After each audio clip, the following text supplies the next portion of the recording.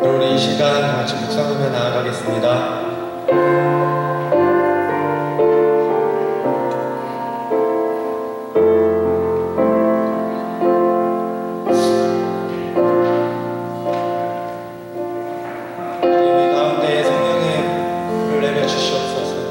성령의 은혜를 내려주시옵소서.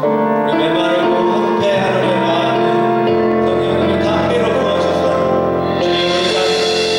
우리의 마음이 온전케 변하고 우리의 마음이 온전히 주님 앞에 결단할 수 있도록 주님 우리의 심령에 성령의 비를 부어주시옵소서.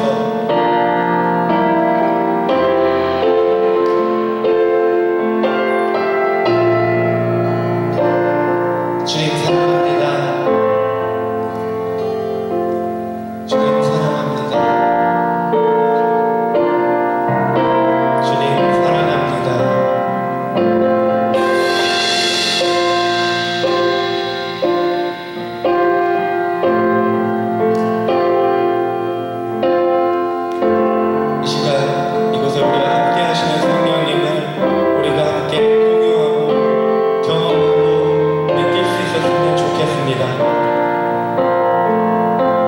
서로가 하나 되어 이 자리에 있는 우리 찬양팀이나 그 자리에서 예배드리는 모든 형제 자매들 서로 하나 되어서 함께 한 성령에 취해서 함께 예배드리며 나아갔으면 좋겠습니다. 우리가 다 같이 찬양하며 나아갑시다.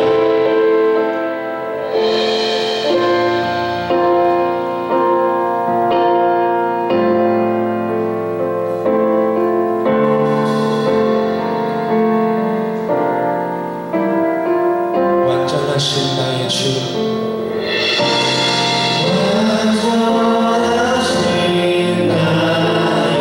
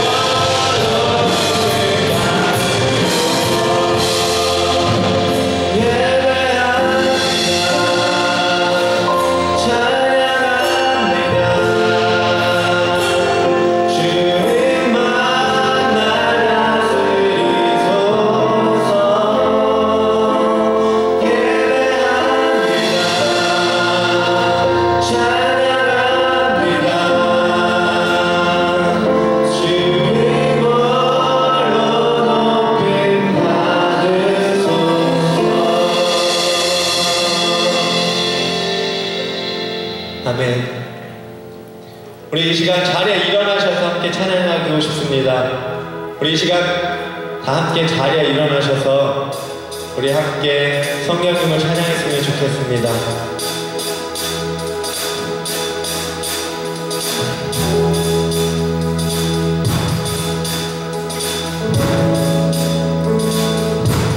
이 시간 그리고 성령님이 이곳 함께 하신다는 것 정말 마음으로 느끼시면서 함께 찬양하기 소망합니다. 예수님 목마릅니다.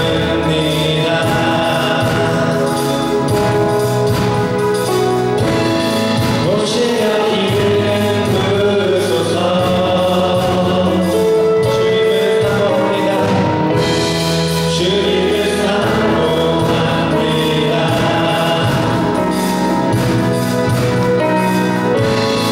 오셔서 채워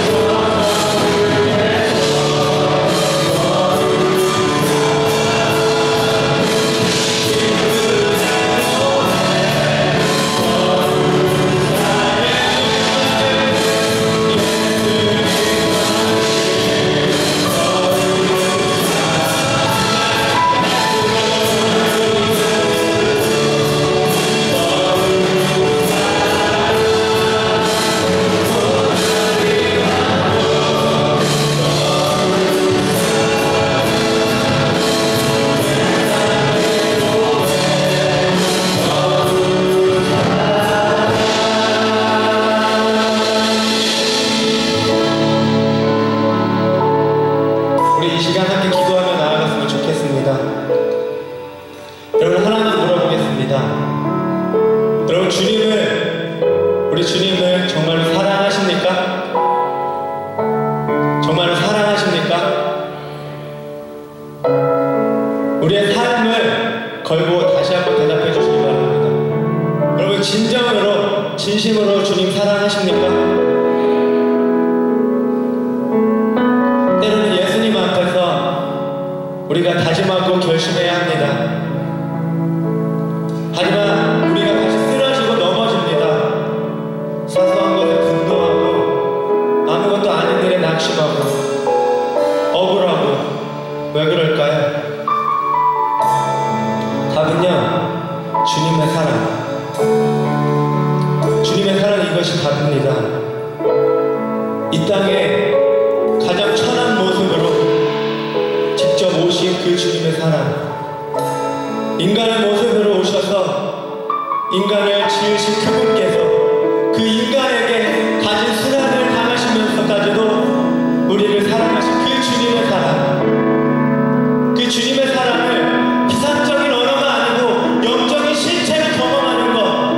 마치 사도 바울이 주님의 사랑에 대해 눈이 멀어 세상에 눈이 멀고 죄에 대하여 배설물처럼 여긴 것처럼 나에게 주님밖에 없어. 어떤 상황 속에 있든지 어떤 고난 속에 있든지 주님만 사랑하게 하시옵소서. 주님, 내 눈을 멀게 하시고 내 눈을 세상에게 멀게 하시고 내 눈을 열어주셔서 지금보다 더 깊이, 어제보다 더 깊이 내 신랑 되신 예수님을 더 사랑하게 하시옵소서. 우리 시간에 같이 기도하며 나아가면 좋겠습니다. 주여!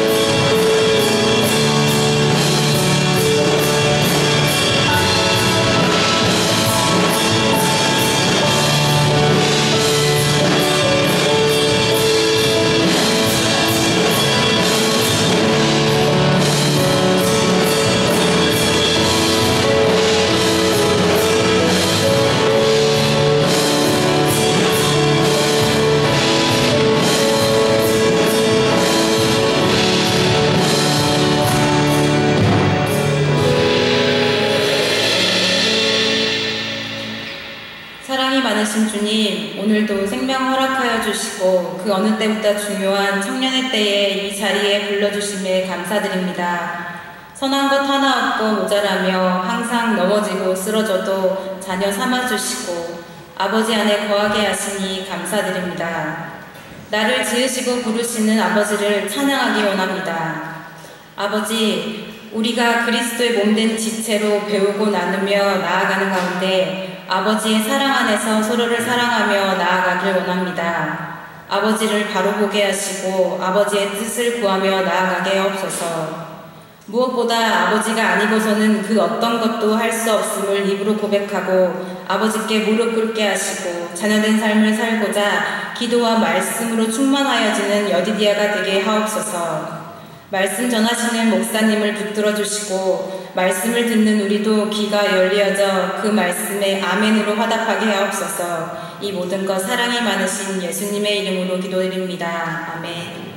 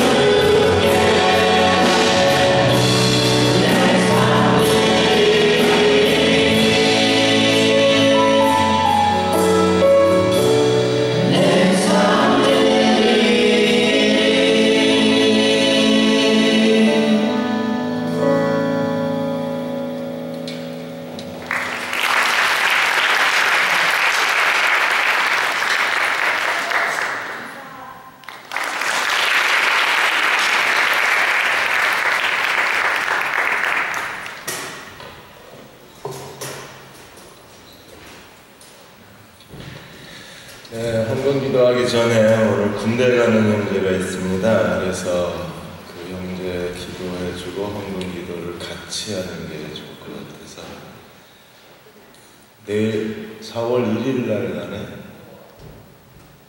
만우절 아니야? 4월 1일이야. 4월 1일이면 가지마. 거짓말일 수 있어. 나도 지금 4월 1일 날 대전 친신에서 채플 설교 오라 그래서 가까마까 고민 중. 만우절 같아서. 우리 반석 형제 육군 가는 거야? 논산? 우리 형제를 위해서 그 주위에 있는 분들 나와서 잘 다녀오도록 우리가 기도했으면 좋겠습니다. 나와서 다 어깨에 손 좀 얹고 남자들만 다 일어나.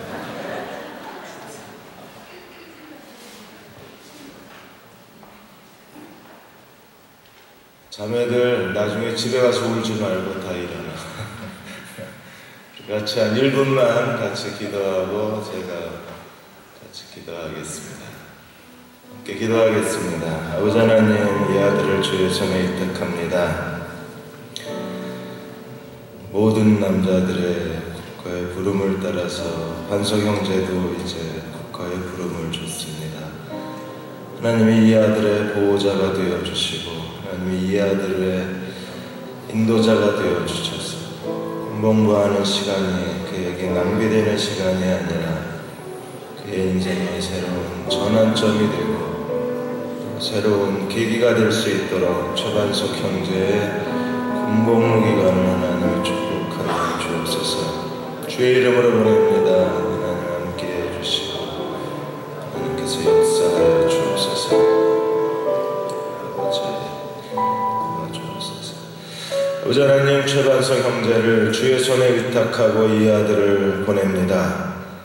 모든 한국의 남자들이 가는 길이지만 이 아들에게는 특별한 은혜의 기간이 되게 도와 주옵소서. 군복무하는 기간이 헛되고 낭비된 시간이 아니라 인생의 새로운 전환점이 되게 도와주시고 자기의 내면을 더 풍성하게 하는 시간이 되게 도와주시고 자기 인생의 새로운 도전이 될 수 있는 시간으로 하나님 이 아들의 보호자가 되시고 이 아들의 인도자가 되어 주옵소서. 하나님의 은혜 감사하여 힘들고 어려운 가운데 일부를 떼어 주의 전에 드립니다. 하나님 이 예물을 축복하여 주셔서 하나님께서 한 주간 저희들의 삶을 동행하여 주시고 하나님의 뜻을 분별케 하여 주시고 기도하는 것들이 응답되게 도와주셔서 하나님 여기까지 나를 도우셨다고 고백할 수 있는 여디디아 형제 자매와 또 함께 드리는 예배자들이 되게 도와 주옵소서. 예수님의 이름으로 축복하고 기도하옵나이다. 아멘. 우리 반석 형제 잘 갔다 오도록 박수로 기도하겠습니다.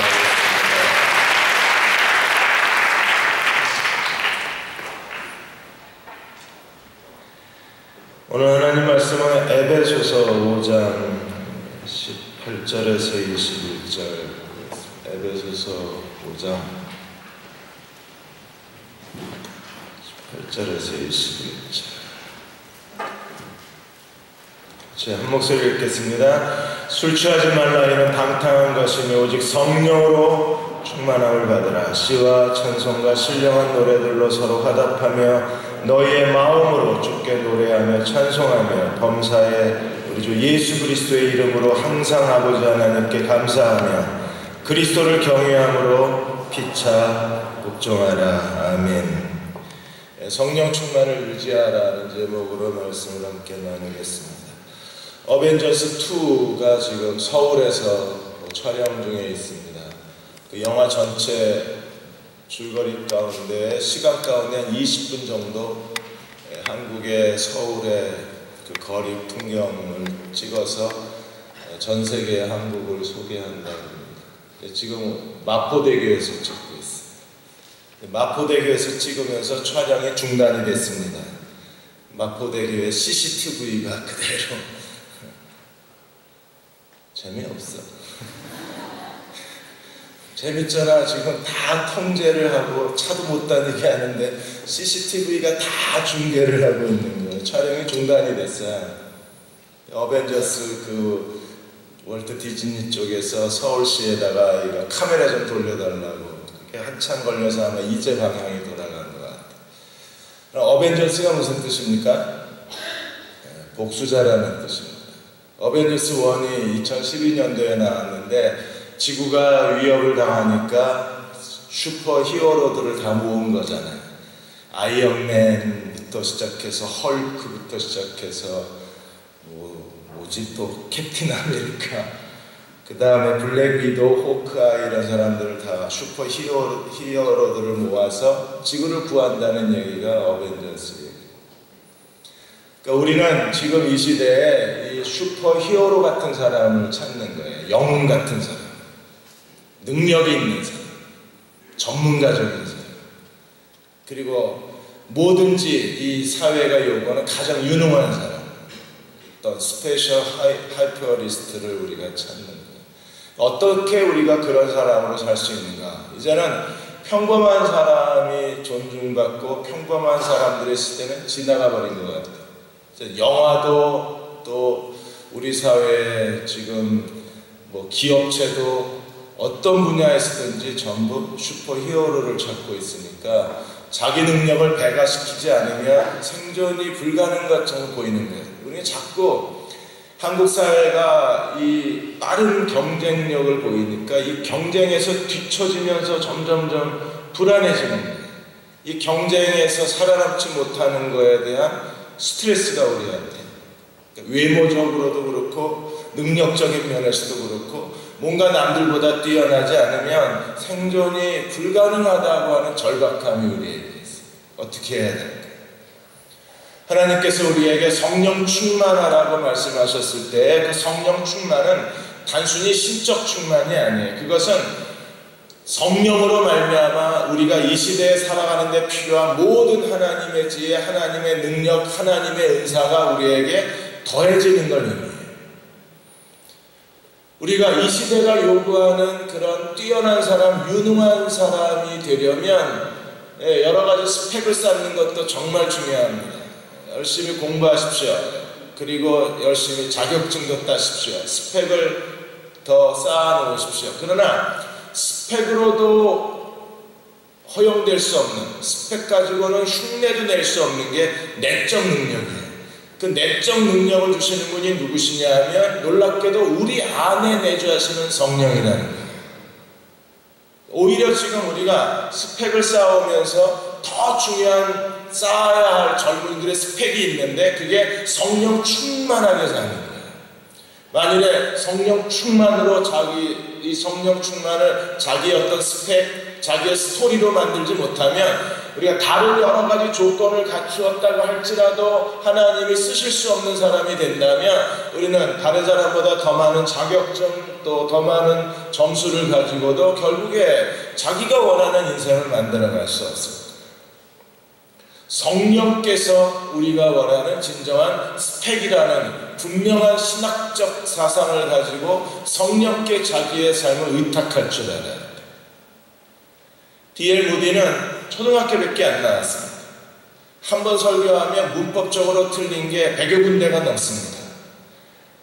여러분, 영어에서 문법이 틀리는 것은요, 그거는 언어에 있어서 굉장히 서툰 사람이 되는 거잖아요.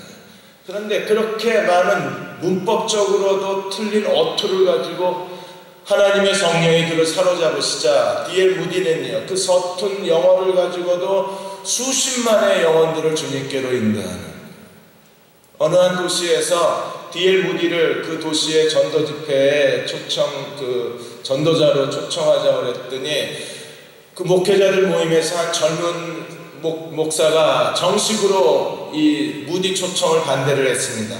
왜 무디밖에 없냐 우리한테. 무디만 설교자냐.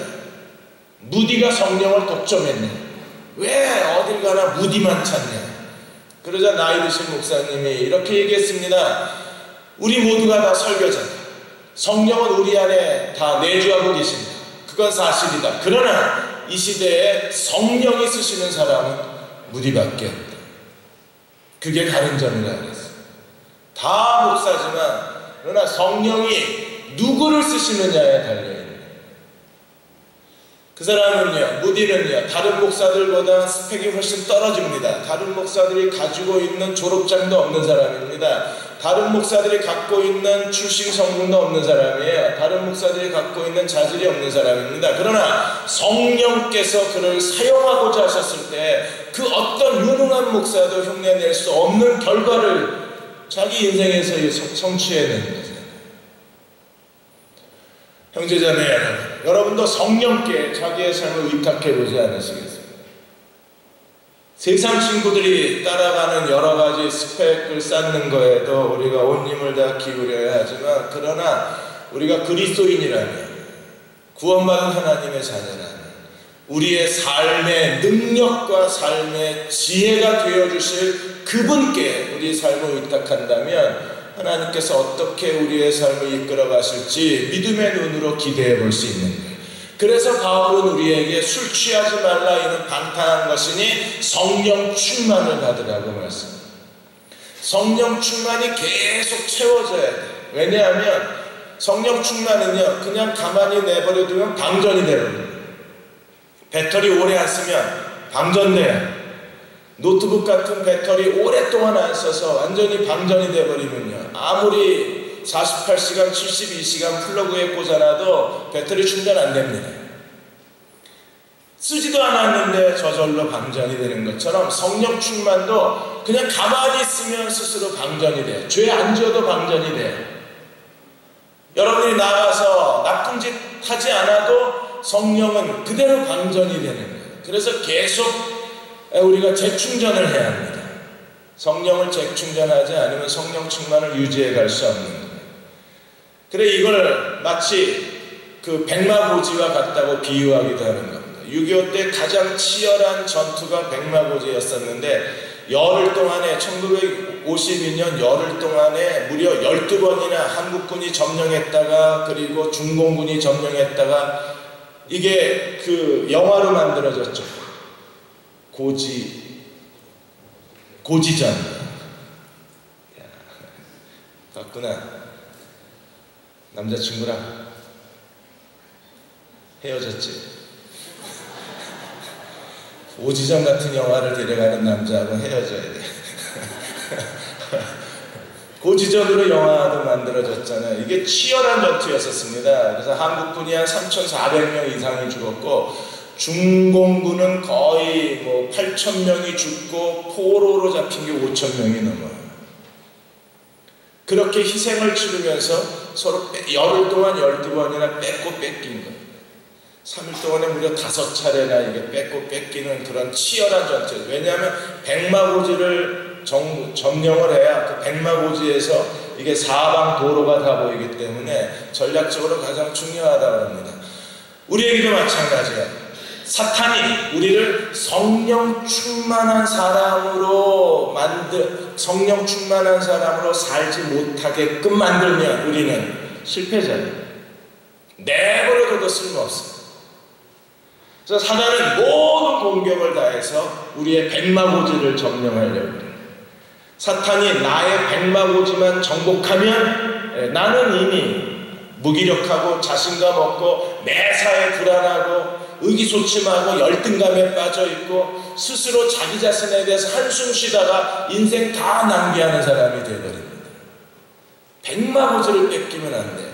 그러면 사탄이 성령 충만을 방해하는 이 백마고지가 어디냐? 우리가 다시 성령 충만하기 위해서 정복해야 할 백마고지가 어디냐? 그게 오늘 본문의 19절, 20절, 21절에 세 가지 중요한 전략이 있는 거예요. 예배, 감사, 그리고 인간관계입니다. 여기로부터 성령 충만을 잃어버리기도 하고 여기서 성령 충만을 되찾기도 해요. 이 세 가지를 정말 잘해야 돼요.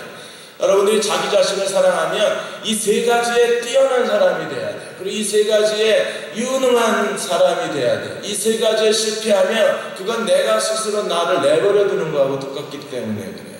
첫째로 5장 19절에 보시면 시와 찬송과 신령한 노래들로 서로 화답하며 너희의 마음으로 주께 노래하라 찬송하는. 그래서 그 사람의 찬송 부르는 모습을 보면 그 사람의 영성을 우리가 짐작해냅니다. 여러분은 서로가 안 보지만 저는 여기서 다 보여요. 그래서 벌써 찬송 부르는 모습 보면 쟤는 낙제, 쟤는 D학점, 저거 시들시들, 완전히 그 트리플 A 딱딱. 뭐 그 사람의 영성이 그렇게 되는지 모르겠지만 어쨌든 찬양하는 모습에 그 사람의 내면의 영성이 그대로 다 노출되는 건 사실이에요.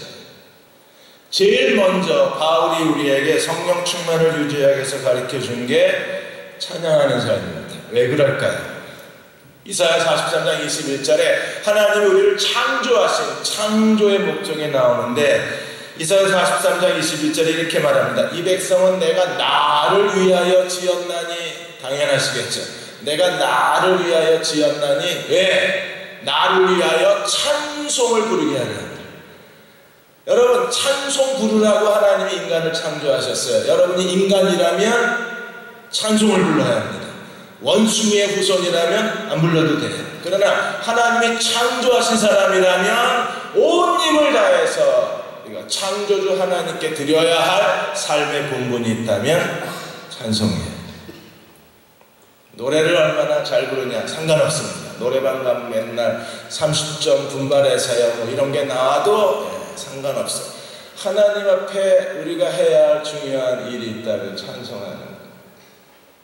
그러니까 교회 생활하면서 이 찬송하는 게 무기력하고 찬송하는 게 미지근하고 찬송 부르는 게 시원찮은 남자하고는 절대 연애도 하지 마요. 찬양하는 모습이 거룩하고 찬양하는 모습이 힘이 넘치고 찬양하는 모습이 강해야 돼요.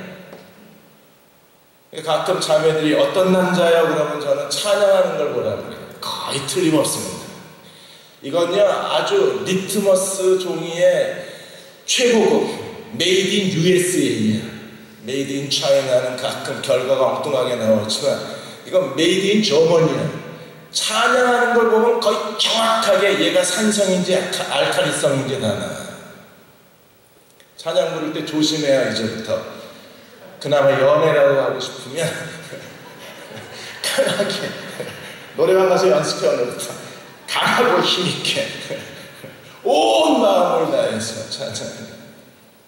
에베소 1장 5절 6절에 왜 우리가 찬양해야 합니까? 그 기쁘신 뜻대로 우리를 예정하사 예수 그리스도로 말미암아 자기 아들들이 되게 하셨으니 이는 그의 사랑하시는 자 안에서 우리에게 거저 주시는 바 그의 은혜의 영광을 찬송하리라. 아들들이 되게 하셨다. 우리 하나님의 자녀로 삼으신 목적도 하나님의 은혜의 영광을 찬미하게 하려는 거죠. 창조의 목적도 찬송하게, 구원의 목적도 찬송하게. 그럼 오늘 우리가 해야 할 일도 찬송하는 거예요. 그래서 이스라엘은요 하나님을 찬양하는 백성이었고 다윗은 이스라엘의 노래하는 자라는 별명을 얻었고 오늘 우리도요 이 시대에서 하나님을 찬양하는 사람이라는 거룩한 별명을 가질 정도로 우리는 찬양에 온 힘을 다 기울여야 합니다. 다윗의 생애는 어떤 생애였어요? 그는 하나님 앞에 하루 3번 기도하고 하루 7번 찬양을 했어요. 찬양이 기도보다 2배가 더 많아요. 하루 3번 기도, 뭐 유대인들은 다 하루 3번 시간을 정해놓고 기도했지만 그런데 찬양은 하루 7번. 찬양에 살아있는 사람. 다윗은 하나님 마음에 합한 사람이고 그는요 이미 찬양을 통해서 사울의 악심도 내어 쫓아서 사울이 악심으로 괴로워할 때마다 찬양을 통해서 하프 연주를 통해서 사울을 치료했고 그는요 이스라엘의 찬송하는 자였고 그리고 가장 150편 10편 가운데 가장 많은 찬송시를 지은 사람이 다윗입니다. 하나님을 사랑하는 사람은 그 안에 찬송의 영이 가득해요. 찬양하기를 즐거워합니다. 근데 우리는요 지금 다윗의 앞에 찬양단 모집한다고 광고가 한 달째 나가고 지어서 찬양단 모집한다고 계속 광고해도 반응도 없고 구원받은 건 맞으시나요? 웃겨도 웃지도 않고 3부 때 제가 목이 나가가지고 너무 더웠어요. 나가서 우리가 하나님 앞에 이렇게 찬양해야 되는 이유가 어디 있어요? 시편 22편 3절에 보시면 하나님이 어디에 거하시느냐 하면 이스라엘의 찬송 중에 거하시는 하나님이요 주는 거룩하시니. 거룩하신 하나님이 어디에 거하시느냐? 하나님의 집, 하나님의 거처, 하나님의 보좌가 어디냐 하면 이스라엘의 찬송 중에.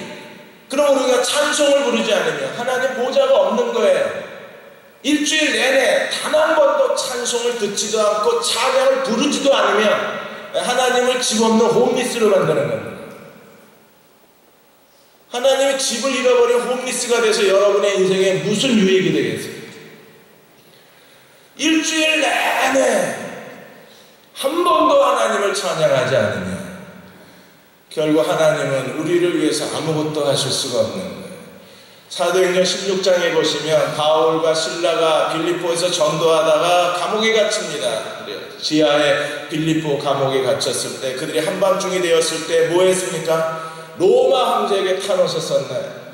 아니면 한밤중이 되었을 때 그들이 어떤 변호사가 좋은지 검색했었습니까? 바울과 실라가 이 상황에서 어떻게 해야 될지 주변 사람들에게 기도해달라고 중보기도 편지 보냈나요? 아니요. 바울과 실라가 뭐 했어요? 한밤중에 하나님을 찬양했습니다. 그 찬양 소리가 얼마나 크고 강했으면요 빌립보 감옥에 있는 모든 주의 수가 다 들었다 그랬어요. 여디디아가 찬양 부를 때 여러분 이 주변에 있는 사람들이 여러분의 찬양을 다 들을 수 있게 온 마음을 다해서 온 힘을 다해서 찬양 부르다 기절할 정도로 부릅시다. 아멘. 그 소리 난 무슨 양로원에 와 있는 것 같아요. 계속 1, 2, 3, 4부가 노인들만 있어. 좀 왜 그래? 여디디아 난 굉장히 기대를 했어요. 뭐 여기 노인분들이 많대. 괜찮다고. 여디디아 있으니까 나 살 수 있다고. 여긴 더해. 반응도 없고 아멘 소리는 더 작고 얼굴은 더 늙어 보이고 허리는 다 굽어버리고 하나님을 찬양했을 때 하나님께서 다 들었어요. 그렇게 엄청나게 소리를 지른 것 같아요.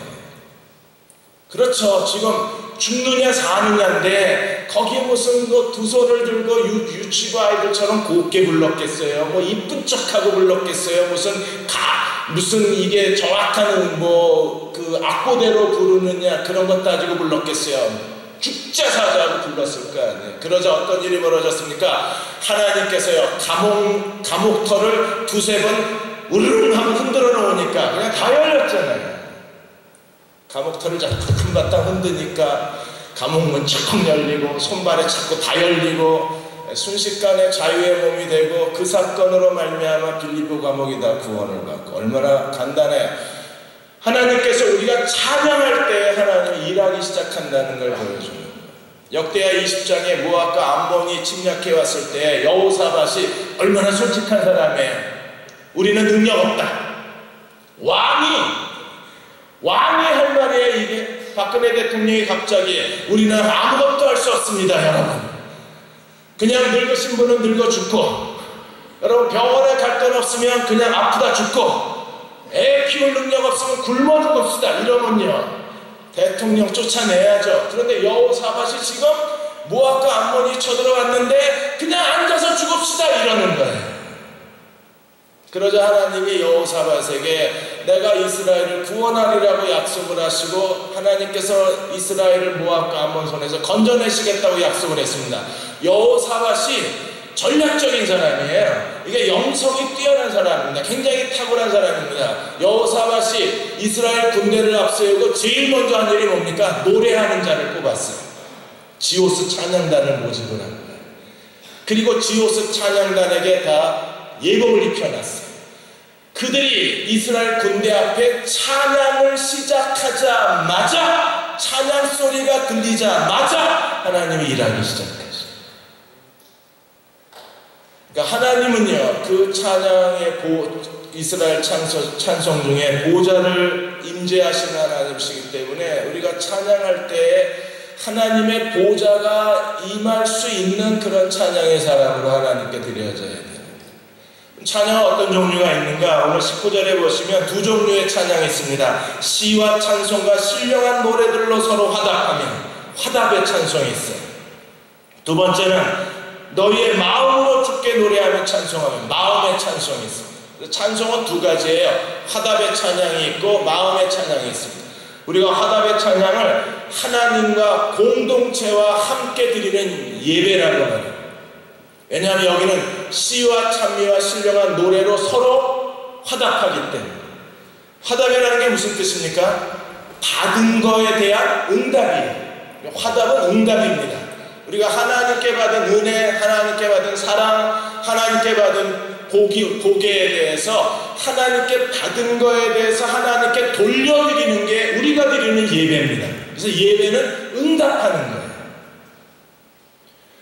여러분이 하나님 앞에 예배를 보는 게 아니라 예배를 드리는 겁니다. 왜 예배를 드려요? 하나님께 받은 은혜가 감사해서 그 하나님의 은혜에 대한 보답으로 드리는 게 예배이기 때문에. 근데 이 예배의 가장 중요한 게 뭡니까? 시와 찬미와 신령한 노래로 서로 화답하라고 그랬어요. 신령한 노래 그러니까 사람들이 막 방언으로 찬양하는 사람들이 많은데, 여러분, 방언은 신령한 노래가 아닙니다. 왜냐하면 아무도 못 알아들어요. 조 목사 방언 못하니까 그따위 소리 한다. 저 방언 잘합니다. 여러분 태어나기 전부터 방언했어요. 몇 년도에 방언을 했어요? 75년도에 방언을 했나? 그러니까 태어났어. 근데 방언은요, 못 알아들어요. 못 알아들으면 화답이 안 되는 거예요. 찬양과 찬양을 주고받으며, 노래와 노래를 주고받으면서 우리가 서로 하나님과 더불어 화답하고, 서로가 서로와 더불어 화답해야 거기에 진정한 예배가 있는 거예요. 왜 성령 충만하지 못하나? 성령 충만하겠다고 기도조차 올라가는 사람들 정말 답답한 사람입니다. 성령을 잃어버린 곳이 어딘가를 알고 잃어버린 데 가서 찾아야 되는 거 아니에요. 어떤 사람이 한밤중에 가로등 밑에 가서 뭘 열심히 찾습니다. 뭘 찾느냐 그랬더니 돈을 잃어버렸답니다. 어디서 잃어버렸냐 그랬더니 저쪽에서 잃어버렸다고 그럽니다. 왜 여기서 찾냐 그랬더니 여기에 불빛이 있어서 여기서 찾는데. 아는 얘기구나. 여러분, 잃어버리기 저기서 잃어버려놓고 찾기는 여기서 찾으면 그게 찾아져요? 마찬가지로 어디서 성령 충만을 잃어버렸습니까? 우리가 하나님 앞에 드리는 맥빠진 예배, 시들한 예배, 미지근한 예배, 의무적인 예배, 형식적인 예배, 정말 재미없는 예배, 무기력하게 예배 드리면, 하나님 앞에 답답하게 예배 드리면, 그리고 정말 미지근하게 예배 드리면, 아무런 기쁨도 의욕도 없이 무표정하게 앉아서 예배 드리는 그 순간에 이미 성령 충만은 다 빠져나가는 거예요. 그러면 우리가 다시 성령 충만을 회복하려면 하나님께 드리는 예배가 회복되어져야 되는 거예요. 하나님 앞에 나왔을 때, 오늘 예배 드리러 왔을 때 예배에 대한 간절함이 있어야 되고, 예배에 대한 굶주림이 있어야 되고, 예배에 대한 갈망이 있어야 돼요. 내가 오늘 예배를 통해서 하나님을 전심을 다하여 의지하고 하나님과 친밀한 교제를 나누고 찬양을 부르며 말씀과 함께 형제 자매와의 진실한 교제와 더불어서 내가 하나님께 내가 받은 은혜를 돌려드리고, 하나님이 내 예배를 연락하여 주시고 그 연락된 예배를 통해서 성령 충만하겠다는 그런 결단과 헌신으로 예배를 드려야 되는 거예요. 그래서 예배는 신령과 진정으로 드려야 하나님이 받으시는 겁니다. 하나님께서 가인의 예배는 거절하시고 아벨을 받으셨는데, 가인의 제물과 그 예물을 거절하시고 가인과 그 제물을 받으셨기 때문에 더 중요한 게 뭡니까? 제물의 종류가 아니라 제물을 드린 사람의 인격이 중요한 게, 내가 중요한 겁니다. 지금 어떤 마음으로 예배드리고 있습니까? 무슨 생각으로 예배드리고 있습니까? 하나님 앞에 예배에 대한 갈망과 그분의 얼굴을 비웠고 하나님의 임재를 구하고 하나님의 뜻을 알고자 하는 거룩한 배고픔과 갈증으로 우리가 하나님을 예배하지 않는다면 하나님 만날 수가 없는 거예요. 그렇게 맥 빠지고 무기력한 태도로 예배를 드리고 우리가 하나님 앞에 다시 채워짐을 않는다는 것은 거짓말입니다. 형제자매 여러분, 온 마음을 다해서 예배를 드립시다.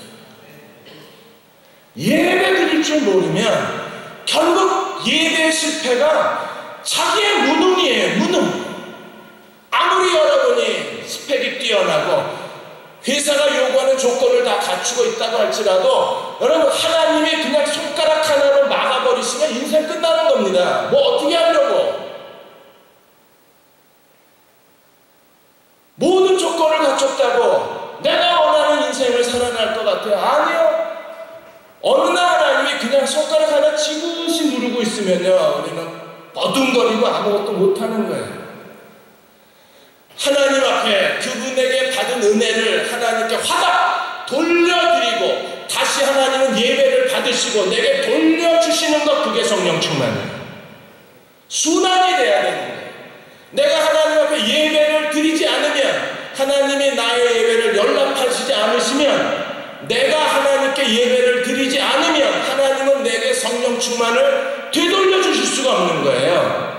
받은 걸 돌려주고 돌려준 걸 다시 받아야지 거기에 성령 충만한 하나님의 신에 감동된 사람이 있기 때문에, 예배를 드리는 게 아니라 멍하니 와서 앉아있고 그냥 벤치 워머처럼 자리에만 의자만 따뜻하게 만들고 그냥 구경꾼으로 앉아있고 그냥 사방 두리번거리고 쓸데없는 잡념이나 갖고 앉았고, 이게 예배 드리는 건지 예배를 참석한 건지 구분이 안 되면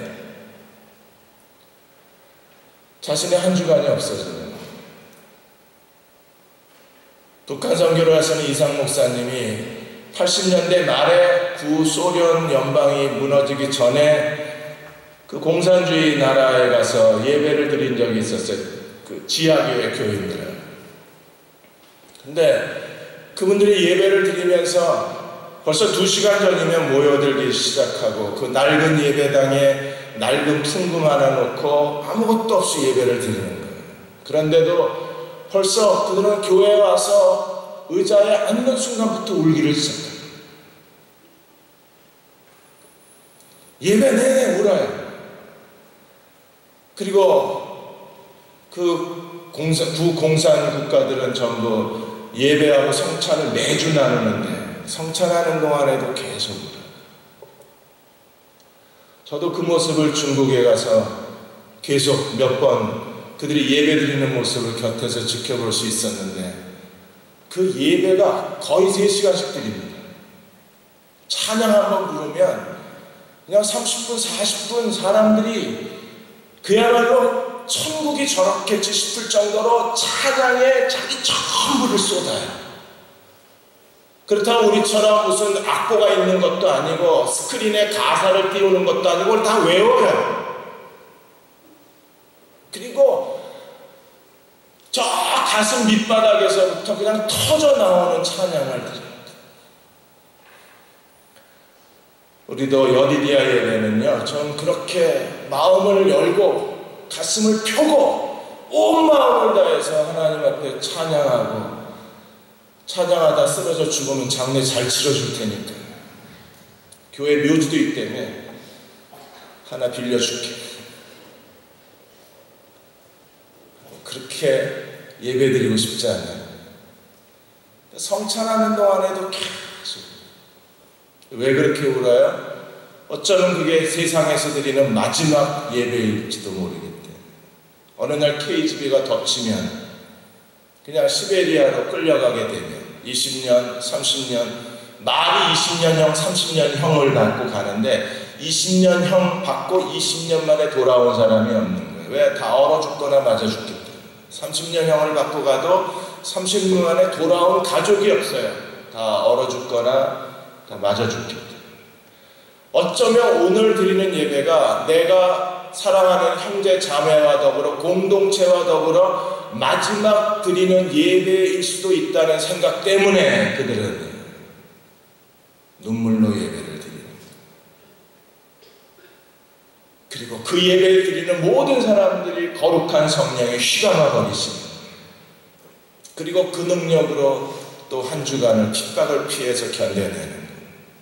하나님이 여러분의 예배를 받으시게 하십시오. 하나님이 받으실 만한 예배를 드리십시오. 그 예배의 응답으로 성령 충만을 받으십시오. 예배의 또 다른 중요한 게 무엇입니까? 너희 마음으로 주께 노래하라 그랬어요. 마음의 노래, 입술의 노래가 아니라 마음에서 나오는, 우리가 찬양을 부르는 모습을 보면 어떤 사람은 정말 입에서 나와요. 그나마 입도 안 벌려요. 뭐라는 건지. 남들은 열심히 찬양을 부르는데 혼자 그냥 우두커니 앉아 있습니다. 입 벌리는 것도 싫어하셔요. 경상도 사람이고요. 입 벌리는 것도 싫어하고 겨우 입을 벌려서 찬양하는데도 그냥 입술만 움직입니다.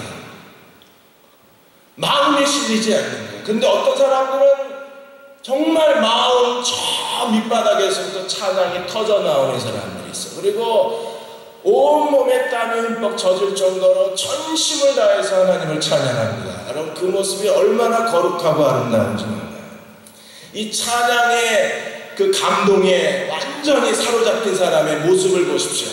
얼마나 아름다운지 몰라요. 막 샤워를 끝내고 나온 여자보다 더 아름다운 모습이 찬양에 흠뻑 취한,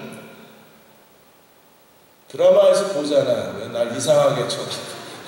드라마에서 가끔 이렇게 샤워 끝내고 젖은 머리로 나오는 장면이 있잖아요. 그 모습보다도 훨씬 아름다운 장면이 찬양에 사로잡힌 그 모습. 우리가 왜 이렇게 뜨겁게 찬양을 못할까? 도대체 왜 입도 안 벌릴까? 왜 입만 뻥긋뻥긋거릴까? 왜 하나님 앞에 내 마음 전부를 다 바쳐서 거룩한 제단에 내 자신을 제물로 바쳐서 찬양하지 못하는 이유가 뭘까? 노래에 자신이 없어서? 아니요.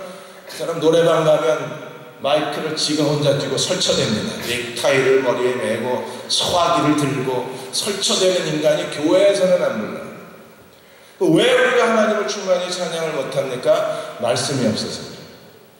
그래서 시편 56편 10절에 내가 하나님을 의지하고 말씀을 찬송할지라, 내가 하나님을 의지하고 말씀을 찬송할지라. 하나님 말씀에 우리의 영혼이 채워져야, 그래야 비로소 가능한 게 찬양이에요. 찬양은 노래가 아닙니다. 찬양은요, 하나님의 영광을 우리가 거룩하게 선포하는 거기 때문에 하나님 말씀이 채워져서 말씀이 내 안에서 살아있고 하나님 말씀이 내 안에서 막 꿈틀거리지 않으면 절대로 부를 수 없는 게 마음의 찬양. 안 돼요. 아무리 감성적인 사람이라도 절대 흉내낼 수 없는 게 하나님의 말씀이 채워지고 하나님 말씀에 사로잡히고 하나님 말씀에 이끌려져서 하나님의 제단 앞에 강제로 무릎 꿇게 만들어진 사람만이 부를 수 있는 노래가 마음으로 주께 노래하고 찬송하는 거예요. 그 노래는 들으면 달라요. 찬양 부르는 겉모습에서부터 그 눈빛과 그 목소리와 그리고 온몸에서 풍겨지는 게 달라요. 어떤 사람이 입으로 부르는 사람하고 마음으로 부르는 사람. 그렇게 되려면요, 하나님 말씀이 채워져야 돼요. 사도행전 13장 48절에서도 이방인이 듣고 기뻐하여 하나님 말씀을 찬송하며 하나님께서 영생을 주시기로 작정된 자는 다 믿더라. 말씀을 찬양할 때 하나님이 하신 일이 무엇입니까? 하나님의 작정하신 게 이루어집니다. 여러분, 하나님이 여러분의 인생에 작정한 게 있다는 것을 믿으십니까? 여러분의 내일을 하나님이 작정하고 있다는 걸 알고 계십니까? 하나님이 여러분의 인생에 계획을 갖고 계신 걸 믿으십니까? 하나님의 작정이 언제 이루어져요? 내가 그 말씀을 찬송하올지라. 하나님과의 생생한 인격적 만남이 있어야 되는 거예요. 하나님과의 친밀한 교제가 있어야 돼요. 하나님을 온전히 찬양했을 때 하나님의 구원이 시작되는 겁니다. 그러므로 미지근하게 할 수 없이 억지로 중얼거리듯이 찬양해놓고 기도가 응답될 거라고 기대하지 마십시오. 하나님은 절대 그 기도 듣지 않으십니다. 전심을 다해서 하나님을 찬양하고 부르짖는 사람들 속에서 하나님이 작정하신 것을 이루시기 때문에 우리가 온 힘을 다해서 하나님을 찬양해야 돼요. 복 있는 사람들 여기 갖다 놨는데 누가 집어갔는데 이제 복 있는 사람들 시대가 시작이 됐습니다. 1,000원씩 구입해요. 왜 1,000원을 받냐 하면 교회가 돈이 없어서가 아니라 그냥 놀아주니까 무작정 가져갑니다. 그래서 교회가 감당하기가 어려워서 할 수 없이 그냥 1,000원씩 받자 해서 최소한의 1,000원을 받습니다. 4월 7일부터 이 복 있는 사람들을 가지고 우리 여디디아도 매일 하루에 30분씩 묵상합니다. 혼자 하기 싫은 사람은요, 같이 클럽을 만드세요. 아니면 여러분 방주에 있는 사람하고 같이 만나서 커피 한 잔 마시면서 성경 한 장 읽고 5문제를 푸는 거예요. 이렇게 월요일부터 금요일까지 풀고 주일날 와서 그 말씀을 쉐어하는 겁니다. 중학교 수준이기 때문에 여디디아 여러분들한테 정말 유치할 수 있어요. 유치합니다. 그런데 이 질문에 답을 쓰면서 우리가 하나님의 말씀을 묵상하자는 것이 답 쓰자는 게 아니기 때문에 뭐 이런 질문이 다 있나라고 소리 지르지 말고, 제발 좀 소리 지르지 말고, 우리를 이렇게 유치하게 보는 거야. 여러분, 유치하게 본 게 절대 아닙니다. 이게 어린아이부터 어른까지 다 봐야 되기 때문에 할 수 없이 수준을 중학교 1학년에 맞춘 거예요. 여러분을 인격적으로 무시한 게 아니라 그냥 그 답을 쓰시면서 묵상하시라고. 그래서 5일 동안 묵상하고 이제부터 주일날 와서 여디디아 예배드리고 방주에서 이 말씀을 가지고 묵상을 해야 돼요. 그리고 말씀을 나누기. 저희가 원하는 것은 뭐냐면 불가능한다는 거 알아요. 저보고 이상주의자라고 그러는데, 예, 이상주의자인 거 알아요. 이 얼굴에 이상이라도 갖고 살아야지 뭘 갖고 삽니까? 나 이상주의자예요. 내가 뭐 이상주의자라 뭐 어떻게 하시려고, 세금 더 매기시려고요? 나 이상주의자입니다. 꿈꾸는 사람입니다. 정신 나간 사람입니다. 근데 이상주의자라고 저를 손가락질하도 반드시 이것은 하고 싶어요. 그건 뭐냐면 어쨌든 전교인이 내 상상 속에서라도 전교인이 매일 성경을 펴고 이 복 있는 사람을 펴고 하루에 한 장 성경 읽고 하루에 한 장 성경 묵상하고 하루에 한 장 성경을 공부하는 그런 대응교회로 만들어낼 수 있다면 말씀이 우리를 사로잡아가고 말씀이 우리를 통치하고 하나님 말씀이 우리를 지배하는 그 순간부터 우리 인생은 달라질 거예요.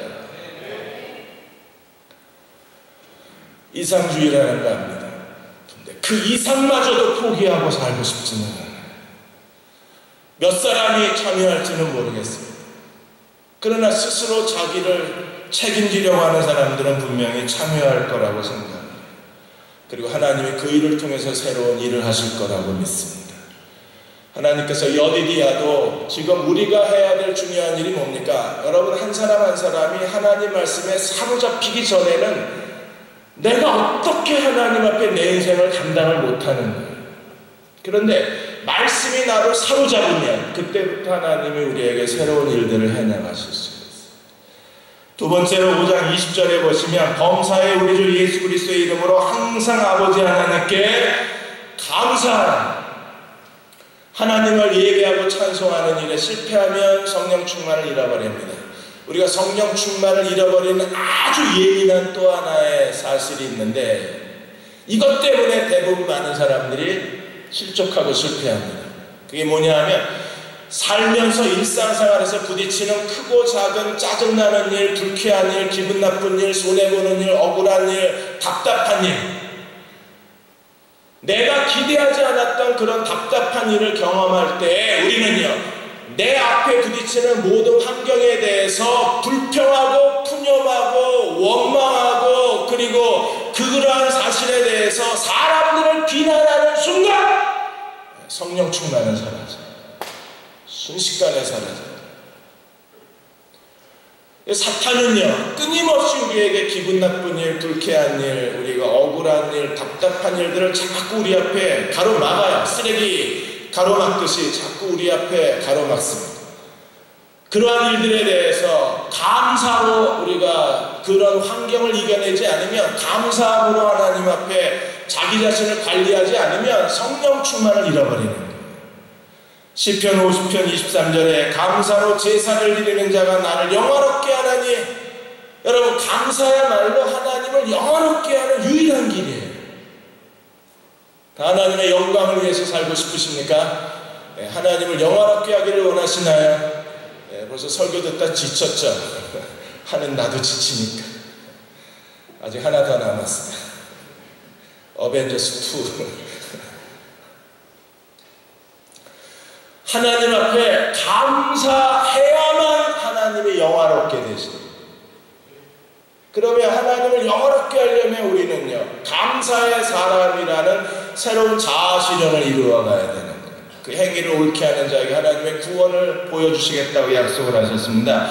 왜 감사해야 될까요? 항상 기뻐하라, 쉬지 말고 기도하라, 범사에 감사. 왜 우리가 감사해야 돼요? 왜 감사해야 되나요? 왜? 라고 질문해 보신 적 있어요? 왜 감사해야 돼요? 이 기분 나쁜 상황을 왜 감사해야 돼요? 화를 내야지. 이 억울한 상황을 내가 왜 감사해야 돼요? 소리를 질러야지.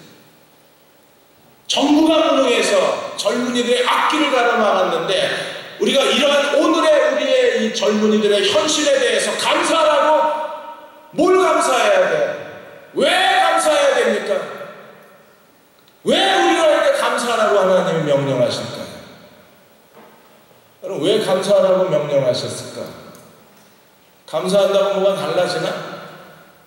감사하면 뭐가 안 되던 일이 잘 풀려나가나요? 왜 하나님 우리에게 감사하라고 그러셨어요? 여러분, 감사는 내 인생이 내 것이 아니라 하나님의 것이라는 로드십을 인정하는 게 감사예요.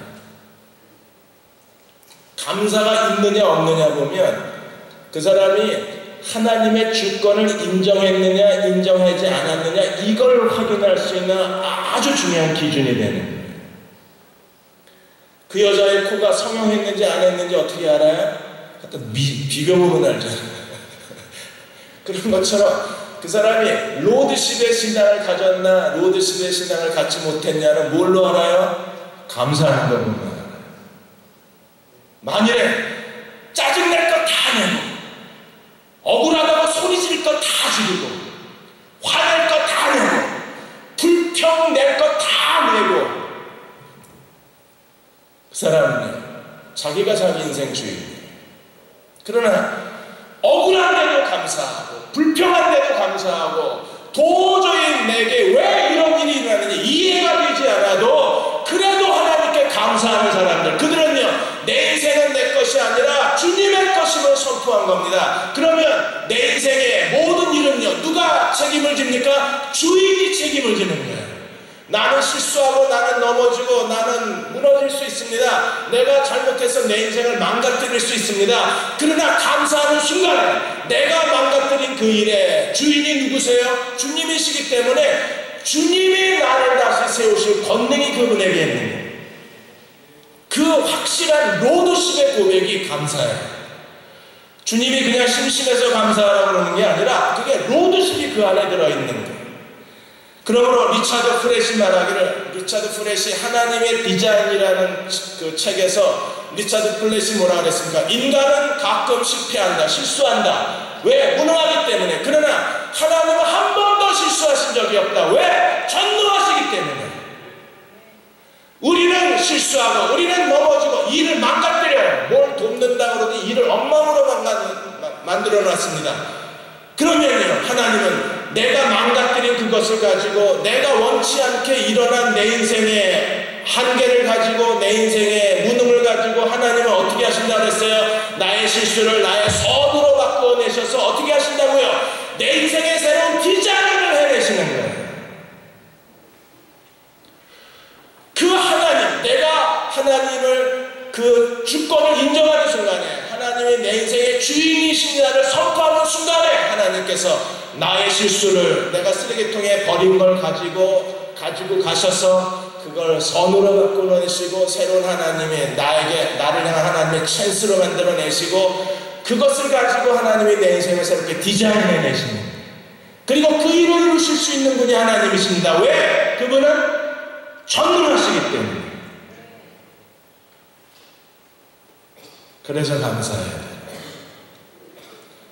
제 아내가 진단을 받는다 그랬더니 교인들이 너무 많이 어디가 아픈데요, 뭐 때문에 아픈데요. 내가 지쳐가지고 그냥 주일날 다 사실대로 고백해버렸어요. 척추염을 알아요.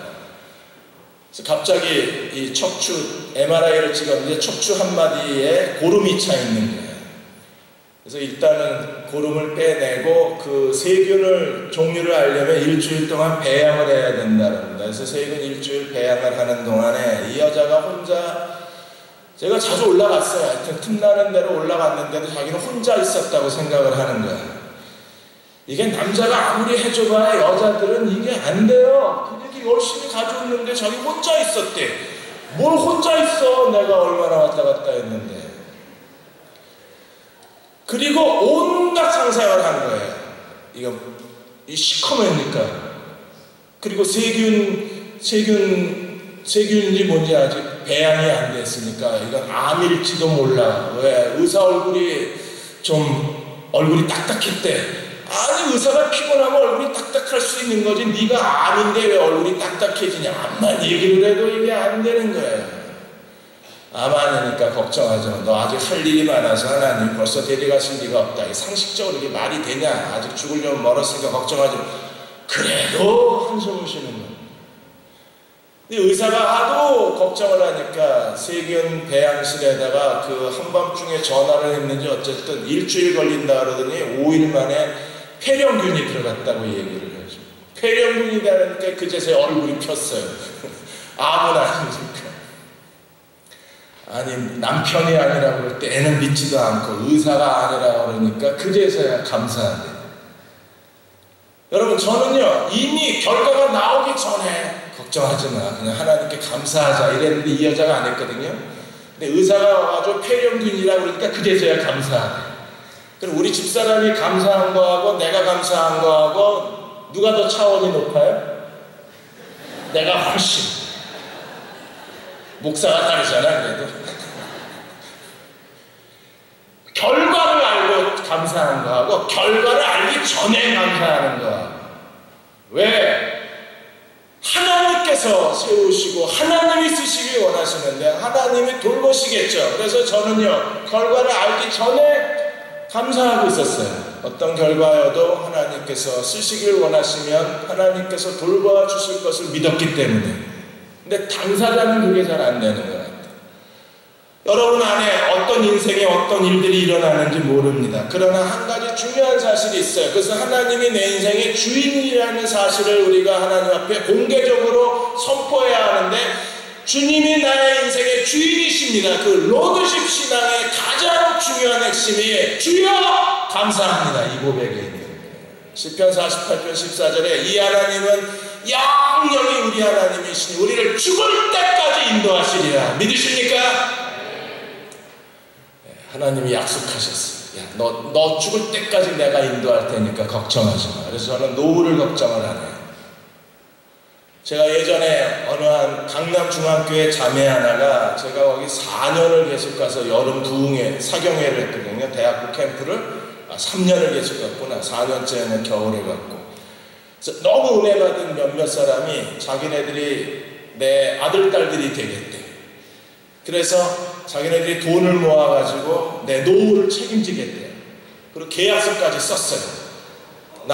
우리는 조경호 목사의 아들 딸들이다. 영적 아들 딸들이다. 우리가 조경호 목사님의 노후를 책임지겠다. 그렇게 약속을 다 해놓고서 사라져버렸어요. 얘네들 차차해.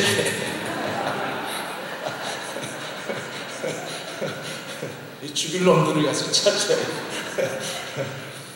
여러분, 그래도 걔네들 다 날 버려도 괜찮아요. 왜? 나를 죽을 때까지 인도하시는 분이 누구세요?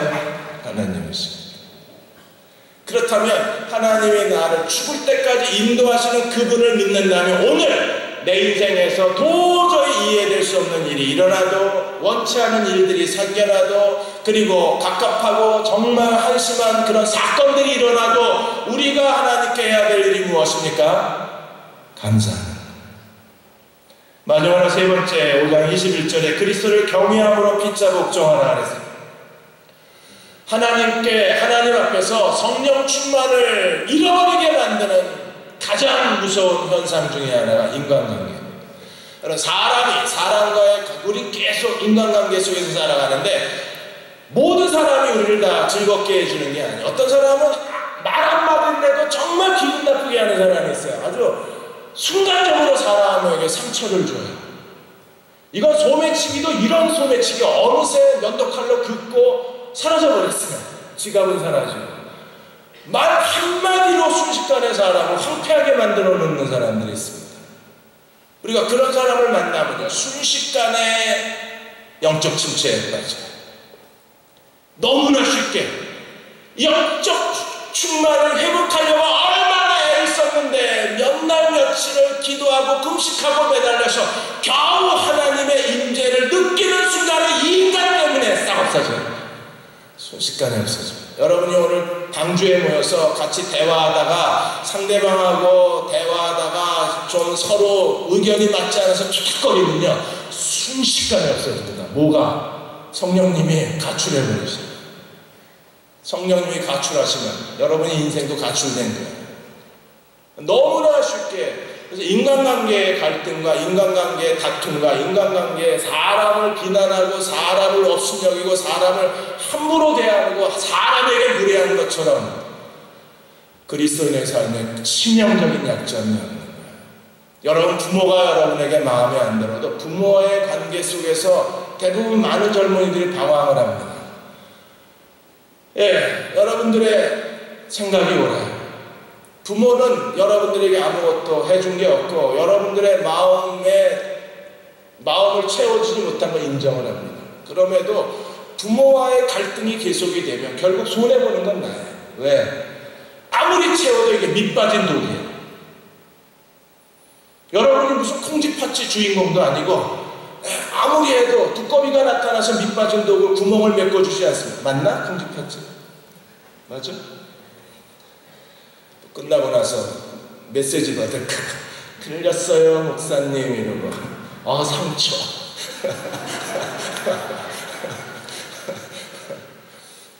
그런 것처럼 이게 어쨌든 밑빠진 독에 구멍부터 메꿔야 되는 거잖아요. 그 구멍을 가져오는 치명적 존재가 옆에 계신 걔 때문에 그래요. 부모가 제일 무서워요. 부모와의 관계를 인간관계를 유지하라고 하는 이유가 거기서부터 대부분 많은 젊은이들이 넘어져요. 그리고 회복이 안 돼요. 아무리 하나님께 소리를 질러도 이 부모와의 관계에 독에 구멍이 뚫어져 있으니까 들어와서 일로 나가. 그러니까 암만 하나님이 주셔도 내 마음에는 채워지는 게 하나도 없어요. 그러니까 공허해. 공허하니까 자꾸 딴 데 가서 기웃거리는 거예요. 여기는 뭐가 있을까? 저기는 뭐가 있을까? 심지어 친구 따라 클럽에도 몇 번 가봐도 처음에는 새로운 세상에 와서 즐겁고 좋았지만 점점점 죄책감이 들고 마음은 무거워지고 즐겁지도 않고 술 먹으면 머리만 아프고 돈만 깨지고 점점 그 생활이 싫은데도 빠져나올 수가 없는 거잖아요. 그렇게 되는 가장 큰 이유가 구멍이 뚫려서 이 구멍을 메꿔요. 인간관계에 우리가 조심해야 되는데 어떻게 해야 합니까? 그리스도를 경외함으로 피차 복종합니다.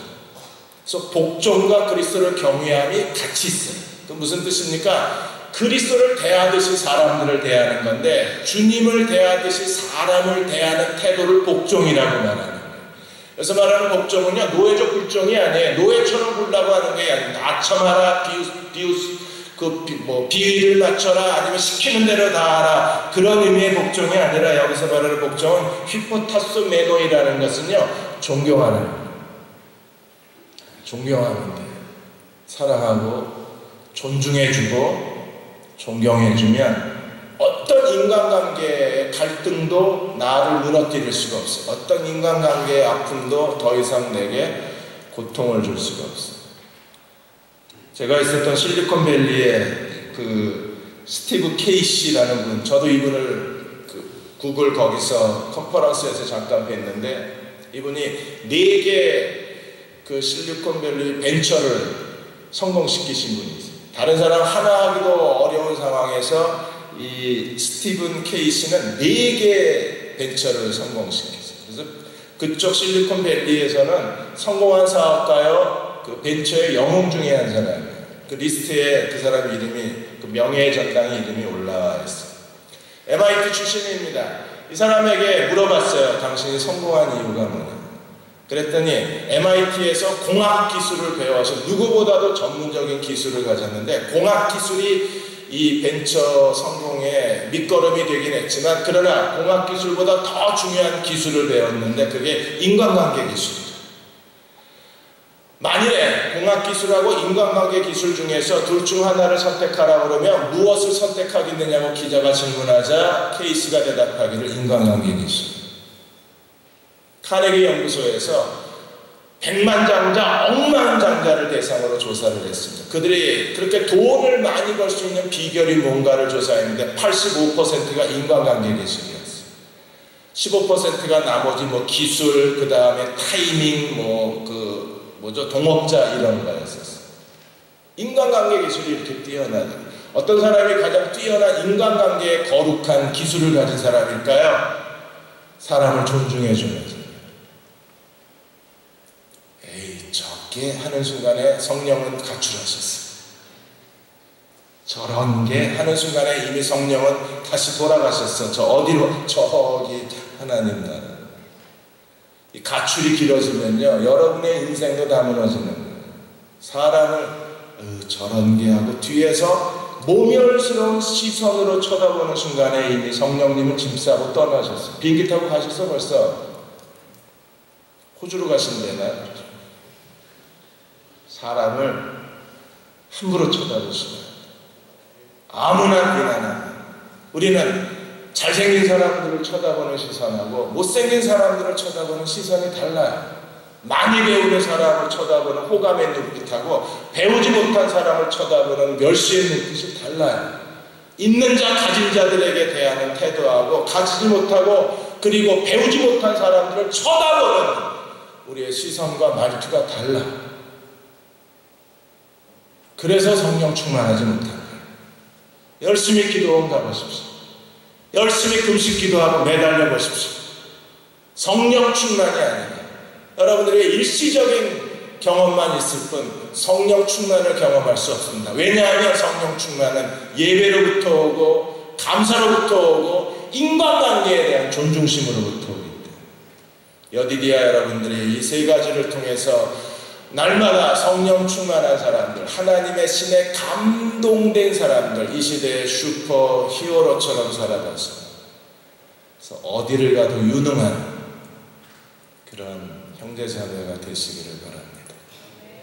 우리 같이 찬양하겠습니다. 이렇게 하고도 찬양 부르는 거 보면 여전히 하고 싶은 대로 해요. 368장 한번 제대로 불러봅시다. 다 일어나서 정신 차리고, 경표 전도사를 좀 믿기가 어렵지만 그래도 제대로 한번 불러봅시다. 1절, 2절 부르고 기도하고 5절 부르겠습니다. 주 예수여 은혜를 내려주사. 주 예수여